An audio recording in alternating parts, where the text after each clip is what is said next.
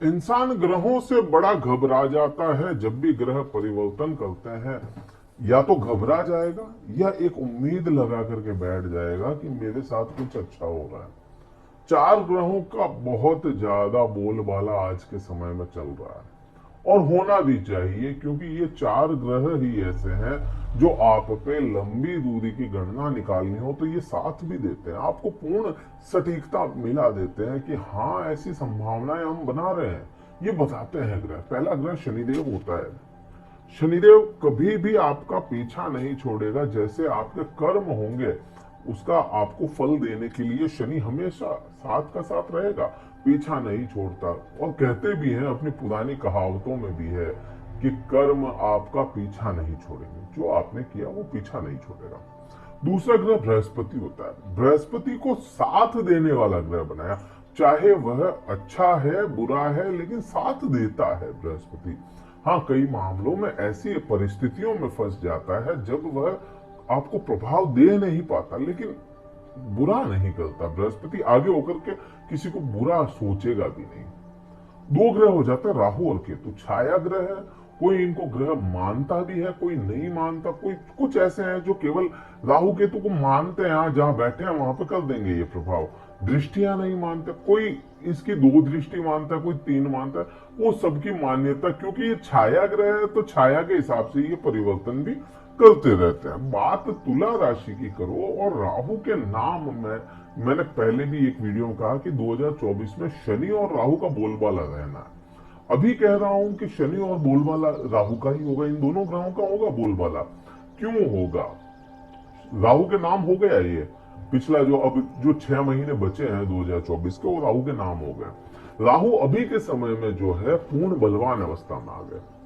अब कोई भी ग्रह पूर्ण बलवान अवस्था में होगा तो पूर्ण प्रभाव भी लाने की क्षमताएं रखेगा वो, और लाएगा भी सही। राहु ग्रह पूर्ण बलवान अवस्था में 19 डिग्री पे अभी चल रहा है। 19 डिग्री और कुछ कलाएं हैं अभी राहु के पास में, और जैसे जैसे यह समय बीतेगा वैसे वैसे इसकी डिग्रियां कम होती जाएगी, इसके अंशबल कम होते जाएंगे। 19 से ये 18 पे आएगा, 18 से 17 पे आएगा और 17 डिग्री पे यह परिवर्तन करेगा। तारीख होगी 9 जुलाई की। 9 जुलाई को राहु ग्रह राशि परिवर्तन नहीं करेंगे लेकिन नक्षत्र का बदलाव जरूर कर देंगे। नक्षत्र का बदलाव आपके लिए क्या लेकर के आएगा? अभी जो राहु चल रहे हैं वह रेवती नक्षत्र में चल रहे हैं, जो बुध के अधीन ग्रह है। बुध के अधीन ये नक्षत्र हो जाता है। बुध ग्रह आपके भाग्य भाव के स्वामी है। भाग्य भाव का स्वामी अगर उसके नक्षत्र में राहु चल रहा है और बुध के तो परम मित्र हो जाते हैं राहु, तो आपके लिए भाग्य के द्वार खोलने का काम करें। अब आपके मन में एक संशय भी आएगा कि तुला राशि के लिए सभी जगहों पे केवल एक मैं ही नहीं, सभी जगहों पे बहुत अच्छे अच्छे समझ में आ रहा है कि ऐसा होगा, ऐसा होना चाहिए, वैसा होना चाहिए, लेकिन हो नहीं रहा कईयों के साथ में। सबकी बात नहीं है, कईयों के साथ में नहीं हो रहा और कुछ लोगों को बहुत अच्छे रिजल्ट भी आए। कईयों के साथ क्यों नहीं हो रहा है? तो आप अपने लग्न चार्ट को देखें, आप अपनी कुंडली को देखें, दशा महादशा अंतरदशा कुछ ना कुछ ऐसी गलत चल रही होगी, उसकी वजह से आपको परेशानियां हो रही हो। जरूरी नहीं गोचर का पूर्ण प्रभाव तो आपकी कुंडली का आएगा। गोचर एक आपको रूपरेखा तय कर देता है, नाम अक्षर के मुताबिक या चंद्र राशि के मुताबिक या लग्न से भी आप चेक करते हैं तो एक रूपरेखा मिलती है अपने को। मेन तो दशा महादशा भी तो अपना प्रभाव लाएगी, उसी का होता है। अब बात करो आप कि 19 डिग्री पे अभी है, 17 पे ये परिवर्तन करेंगे, रेवती में अभी है और उत्तरा भाद्रपद नक्षत्र में 9 जुलाई को ये चले जाएंगे। उत्तरा भाद्रपद में यह आएंगे 17 डिग्री पे होंगे जब, क्योंकि एक नक्षत्र में 13 डिग्री के करीब यह एक ग्रह रहता है। एक नक्षत्र में एक 13 डिग्री तक रहेगा। अब यहां पे देखेंगे कि 17 डिग्री का जो अंश होता है, 17 अंश का कोई भी ग्रह अपने 100% परिणाम लाने के लिए बाध्य हो जाता है, इतनी ताकत होती है उसमें। कहीं पर भी, कहीं से भी अगर 17 डिग्री यहाँ पे देखा जाए तो 12 डिग्री से लेकर के 16-17 डिग्री तक का जो समय होता है इनके पास में पूर्ण प्रभाव का होता है, 100 डिग्री फल लाने का होता है। तो यहाँ पे 100 डिग्री परिणाम लाने के 100% परिणाम लाने के लिए राहु बाध्य हो गया। अब यहाँ पे देखेंगे कि उत्तरा भाद्रपद नक्षत्र है जो शनिदेव का नक्षत्र है। शनिदेव कौन हो जाता है आपके लिए? आपके पंचम भाव, इष्ट भाव के स्वामी। इष्ट भाव के नक्षत्र में अगर राहु आया है, जो कि शनि की ही छाया ग्रह माना जाता है, शनि के ही तरह यह फल भी देता है। शनि बस यही है, शनि धीरे फल देता है और राहु चुटकियां बजा करके दे देता है। शनि बाउंडेशन में रहता है, राहु बाउंडेशन में नहीं रहता। आप शनि राहु को समझें कि राहु क्या है। राहु महावीर ग्रह है, महावीर है। किसी दूसरे ग्रह को महावीर की उपाधि नहीं मिली। ग्रह की बात कर रहा हूं, वैसे तो महावीर हनुमान जी होते हैं, लेकिन ग्रहों की बात करें तो महावीर राहु हो जाता है। राहु के लिए तो कहा भी गया है, मंत्र में भी कहा गया है कि अर्धकायम महावीर्यम चंद्रादित्य विभक्षणम सिंहिका तु गर्भभूतम त्वम राहु प्रणाम्यहम। महावीर्यम है, ये महावीर है। तो ये वो महावीर ग्रह है जिसको किसी से डर नहीं, जो रॉयल है, अपनी रॉयल्टी में रहने वाला है, छोटी बात नहीं करेगा, बड़ी बात करेगा, जहां बैठेगा उस जगहों का विस्तार करके रख देगा। अब राहु जहां पे दृष्टियां डालेगा वहां पे भी विस्तार करेगा, क्योंकि इसकी आदतों में शुमार है। छोटी बात नहीं करता, चुटकियां बजा करके काम कर देता है। छठे भाव में आपके हैं, पूर्ण प्रभावी होकर के छठे भाव के जो भी रिजल्ट है उनमें बूस्ट लेकर के आएगा। अब यहाँ पे मन में आएगी शंकाएं कि क्या रोग ऋण शत्रु बढ़ा देगा, बूस्ट कर देगा एकदम से। उसमें शंका है, आ भी सकती है ना शंका तो, लेकिन नहीं, यहाँ पे रोग ऋण शत्रुओं पे आपका कब्जा जमा देगा या आपका कंट्रोल रखेगा। देखिए, रोग ऋण शत्रु होना एक मनुष्य जीवन में आम बात है। अगर आप जिंदा हैं तो आपको रोग भी आएंगे, अगर आप जिंदा हैं तो आप ऋण भी लेंगे, अगर आप जिंदा हैं तो शत्रु भी आपके होंगे। ये तीनों चीजें मनुष्य जीवन में अगर कोई जीवित है तो उसके साथ में चलेगी। अब ये राहु क्या करेगा? आपको रोग भी देगा, ऋण भी देगा, शत्रु भी देगा।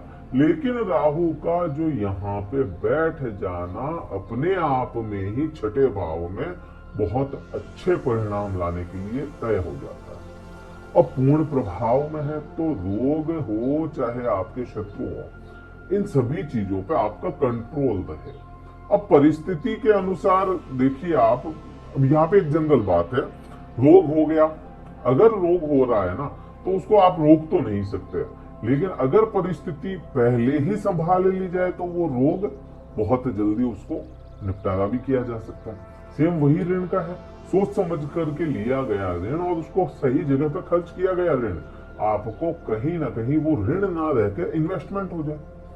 आपके अगर कोई शत्रु बन गया, उस पे आपने अपनी नजर गड़ा के रखी है, उस पे कंट्रोल रखा है, तो वो शत्रु भी आपका कुछ नहीं बिगाड़ सकता। वैसे ही राहु यहाँ पे आपके इन सभी चीजों पे कंट्रोल बना करके रखने वाले होंगे। पांचवी दृष्टि राहु की कर्म क्षेत्र पे आ जाती है।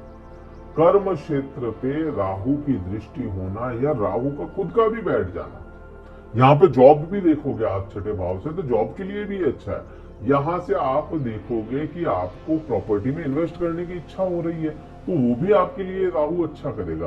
कर्म क्षेत्र की बात जो है, कर्म क्षेत्र में भी देखें तो कर्म क्षेत्र पे राहु का हो जाना या दृष्टि आ जाना भी बहुत अच्छे रिजल्ट देता है, क्योंकि षड्यंत्रकारी ग्रह, भ्रमित करने वाला ग्रह। अब यहाँ पे कहें चालबाज ग्रह, चालाक है ये ग्रह, क्योंकि दिमाग से खेलता है, बॉडी तो है नहीं इसके पास, तो करेगा क्या? दिमाग से ही खेलेगा। अब क्योंकि दिमाग वाला ग्रह अगर कर्म क्षेत्र पे दृष्टि डाल रहा है, दिमाग ला रहा है वहां पे, तो आपके लिए अच्छा ही है। कोई भोला व्यक्ति, कोई सरल व्यक्ति व्यापार या करियर नहीं बना पाता अपना बहुत अच्छे से, क्योंकि उसको हर इंसान सीढ़ी समझेगा, पांव रखेगा आगे निकल जाएगा, और जो भोला व्यक्ति होगा वह सीढ़ी के समान या सीढ़ी का पत्थर बन करके रह जाएगा। राहु वहां पे आया है, तेज दिमाग वाला ग्रह, तो यहाँ पे आपको कर्म में भी वृद्धियां या कर्म क्षेत्र में दिमाग लगाने वाला आपको बना करके ही रहेगा यहाँ से।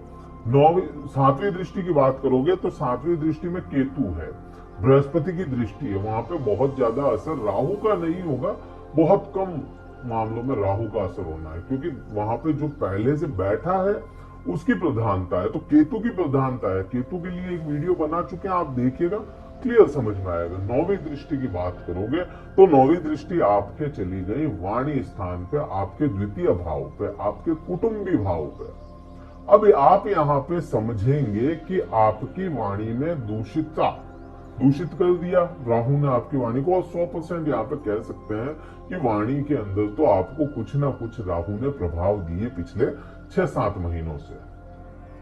और 7-8 महीनों से ये जो राहु का प्रभाव था वाणी पे, यहाँ पे और ज्यादा राहु अपना दिमाग लगाना शुरू करेंगे।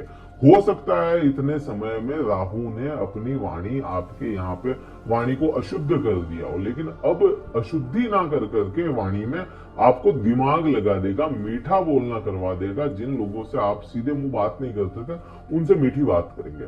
अगर मीठी बात हुई, मीठी जबान हुई, तो सारे ही काम सही होने। तो यहाँ पे ये प्रभाव राहु के आ जाने हैं। क्या उपाय करने चाहिए, क्योंकि एक जनरल उपाय बताना होता है राहु के लिए, एक जेनेरिक उपाय होना चाहिए। आप देखो, कोई भी उपाय करोगे ना तो बैकफायर हो सकता है। जेनेरिक उपाय जरूरी है। राहु का जेनेरिक उपाय आपके लिए रहेगा केवल और केवल आप मछलियों को दाना खिलाएं, मछलियों को आटे की गोलियां खिलाएं। ये जेनेरिक उपाय है फिलहाल के लिए, क्योंकि राहु बलवान अवस्था में, फिलहाल के लिए यह जेनेरिक उपाय है। अगर कुछ और भी होगा तो हम आगे आपको वीडियो के माध्यम से बता देंगे। कहीं भी वीडियो अच्छा लगा हो, लाइक कीजिएगा, शेयर कीजिएगा, सब्सक्राइब कीजिएगा।